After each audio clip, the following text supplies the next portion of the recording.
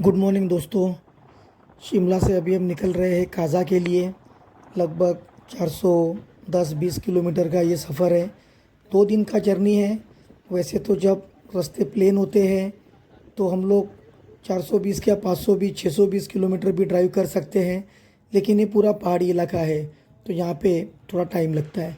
On the way थोड़ा सा breakfast होने के बाद हमने सफ़र आगे जारी रखा। अभी हम नारकंडा के आसपास पहुँचे हैं।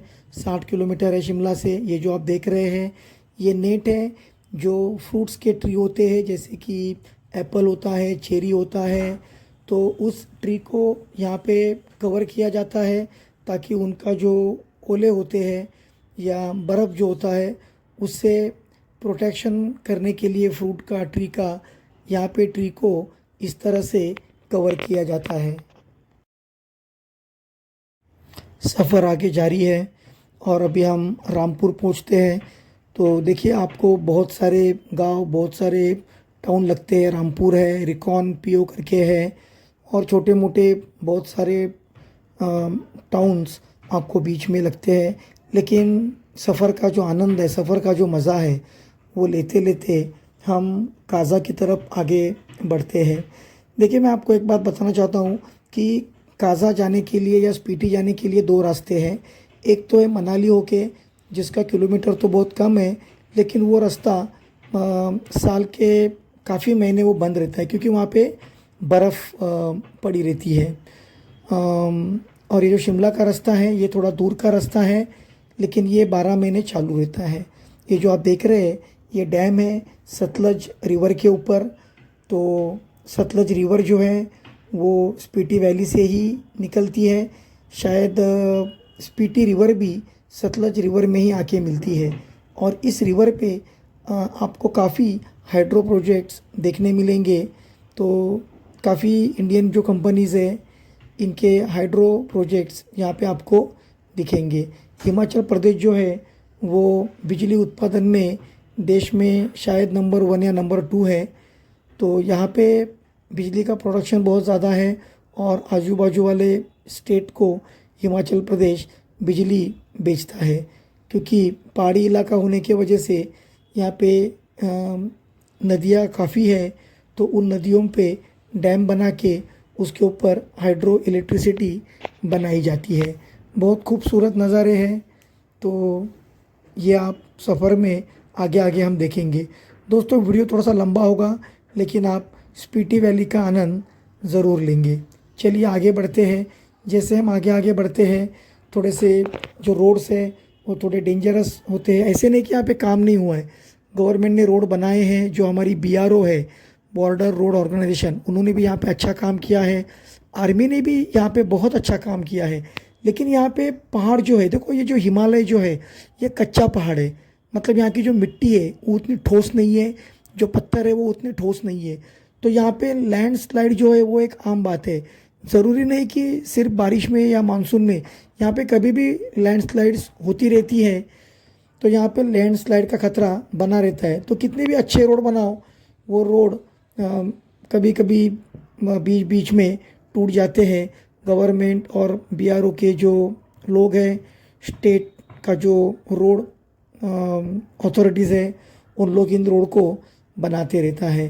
काफ़ी पहाड़ी भरा इलाका है, नदियाँ, पहाड़, ग्लेशियर, यही हमें देखने मिलता है।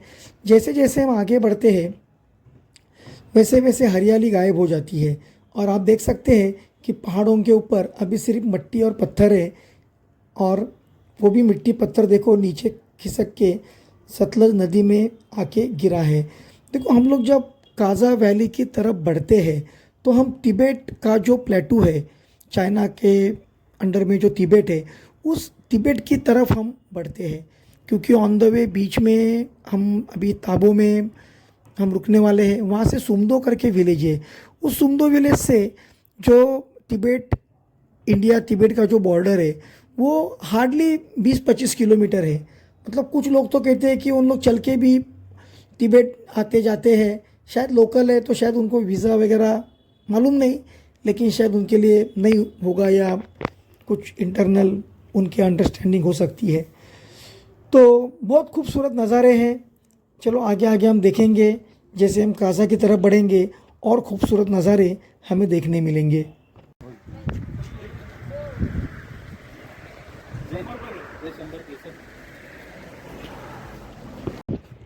Welcome to Spiti valley.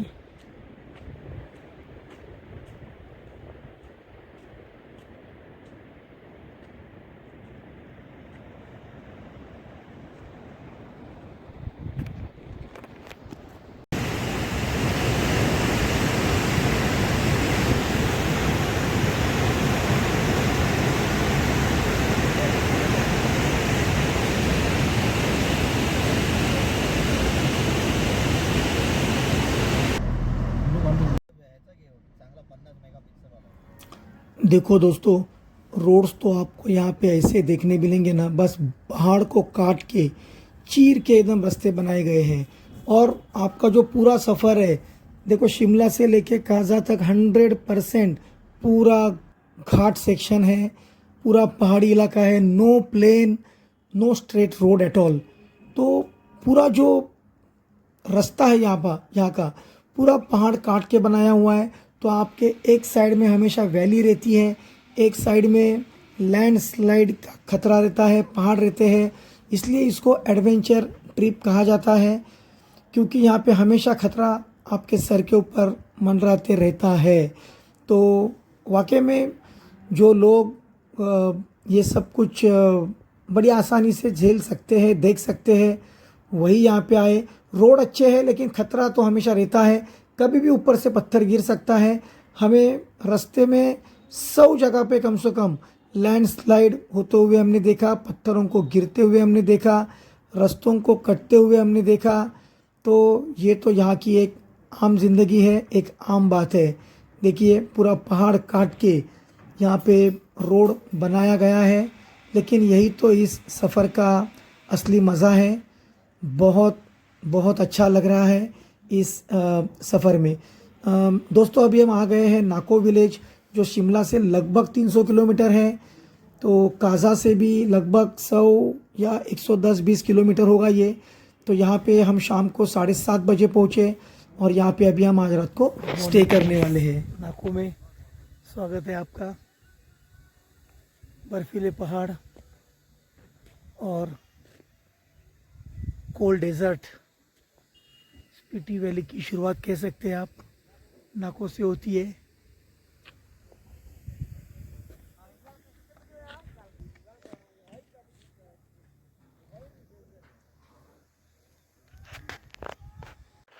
एक बात दोस्तों आपको और बताना चाहता हूँ, नाको जो है वो तकरीबन 12,000 फीट पे है।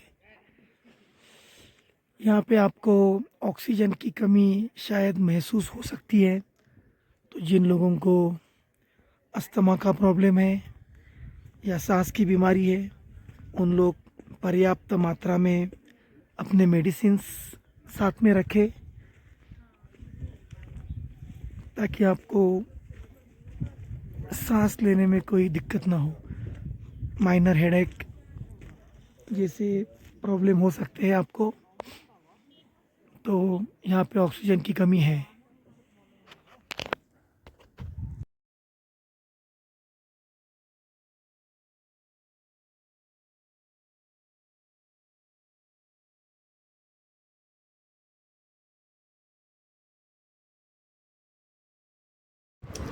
दोस्तों जैसे हम नाको विलेज से आगे आगे चलते हैं, जो रोड्स है वो और ख़तरनाक बनते जाते हैं, क्योंकि कच्चा रास्ता जो है वो यहीं से स्टार्ट होता है।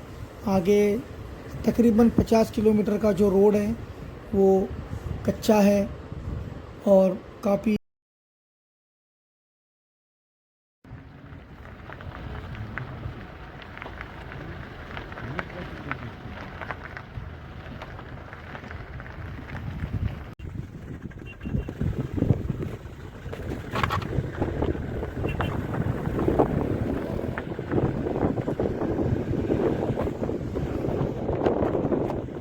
अभी हम पहुंच रहे हैं ताबो गांव में।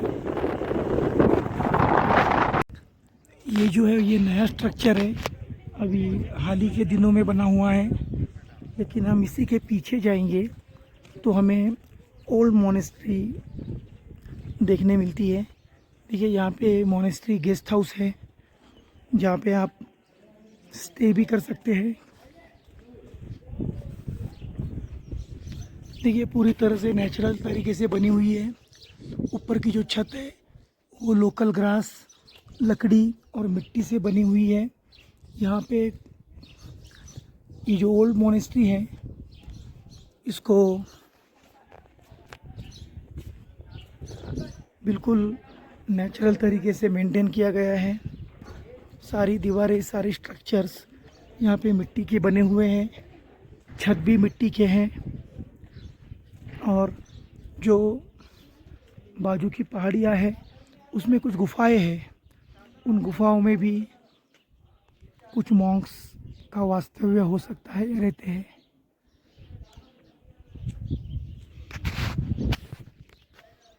तो आप देख सकते हैं ताबो की ये ओल्ड मोनेस्ट्री काफ़ी खूबसूरत है।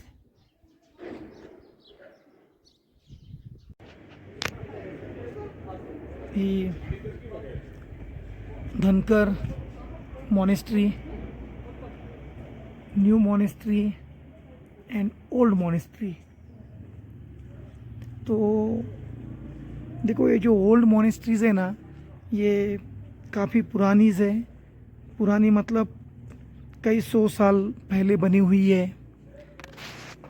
1000 साल, 1200 साल पहले ये सब मोनेस्ट्री बनी हुई है। और अभी क्या हो गया, अभी जो पूजा पाठ करने वाले हैं वो बढ़ गए, तो उतनी ओल्ड मोनेस्ट्री में उतनी जगह नहीं है सबको अकोमोडेट करने के लिए, इसलिए ये नई मोनेस्ट्रीज बनाई गई। तो यहाँ पे भी धनकर में ये आप देखते हैं, ये ओल्ड मोनेस्ट्री है और बिल्कुल सामने पास में ये न्यू मोनेस्ट्री है। तो देखो यार, हजारों सालों से धूप, बारिश, कड़ाके की ठंड, झेल के पहाड़ कुछ ऐसे स्ट्रक्चर में कन्वर्ट हो गए हैं, दिखने में बहुत अच्छे दिखते हैं। यार दोस्तों, हम लोग दोपहर को 2 बजे के आसपास काजा पहुंच गए।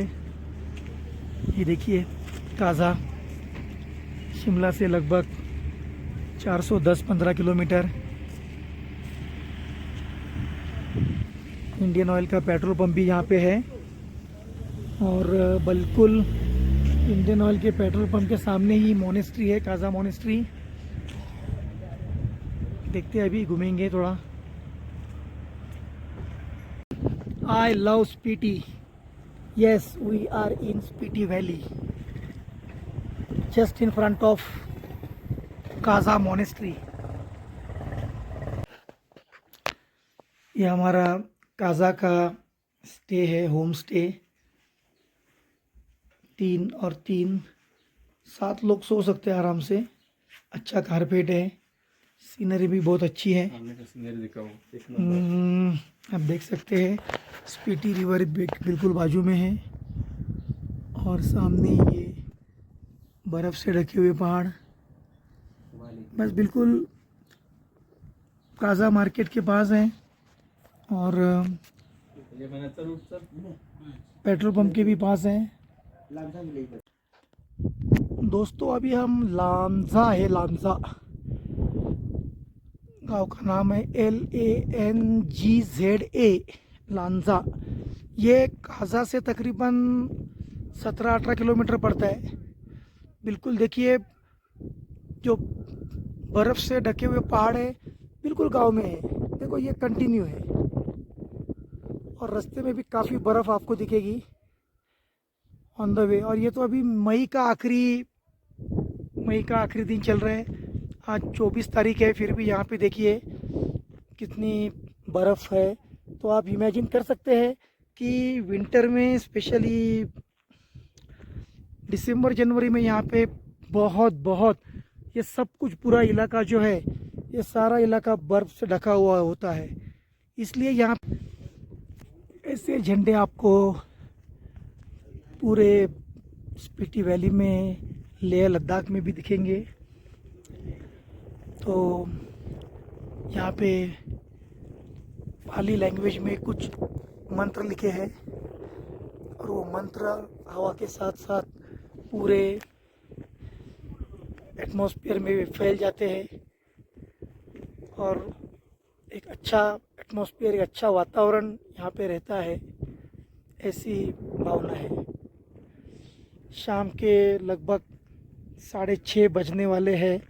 सूरज अभी यहाँ से डूबेगा और हम अभी मस्त पे यहाँ पे गर्मा गर्म चाय पियेंगे।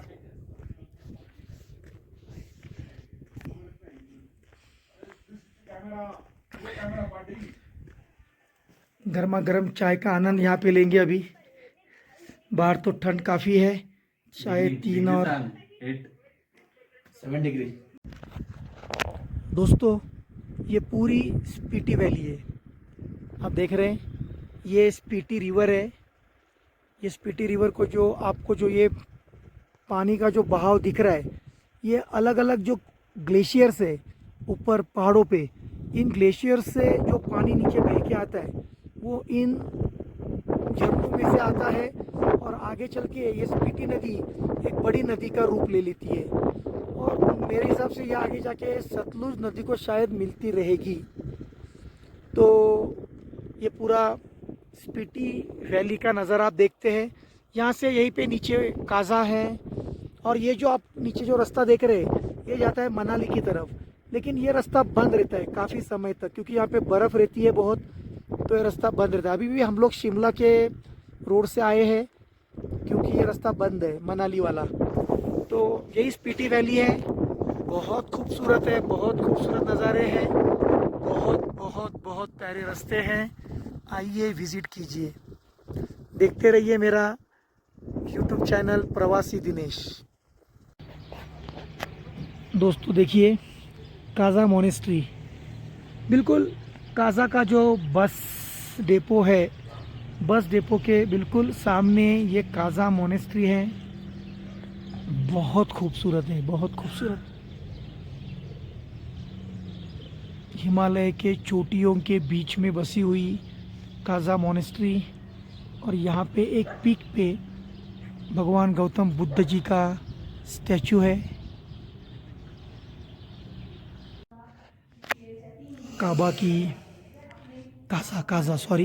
काज़ा की ये जो मोनेस्ट्री है बहुत अद्भुत है, बहुत पुरानी है और आप देख सकते हैं बहुत कलरफुल और बहुत अच्छी नक्काशी यहाँ पे की गई है। देखिए दोस्तों, काज़ा का मार्केट,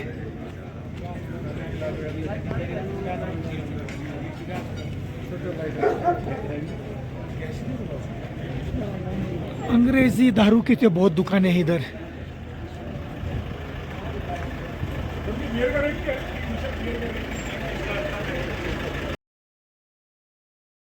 चलिए दोस्तों, काज़ा को भी अभी हम अलविदा करेंगे और हम अभी शिमला होके हमारे घर की तरफ जाएंगे। चंडीगढ़ से हमारी ट्रेन है ऑन द वे, क्योंकि शिमला एक दिन में तो पहुंचना थोड़ा मुश्किल पड़ता है, तो रास्ते में हम किसी जगह पे शायद रिकोंग पीओ में या रामपुर में स्टे करके हम आगे चंडीगढ़ की तरफ बढ़ेंगे और वहाँ से हमारी ट्रेन है। तो दोस्तों, बस ऐसे ही नए नए वीडियो को देखने के लिए, नई नई जगहों को एक्सप्लोर करने के लिए देखते रहिए मेरा यूट्यूब चैनल प्रवासी दिनेश।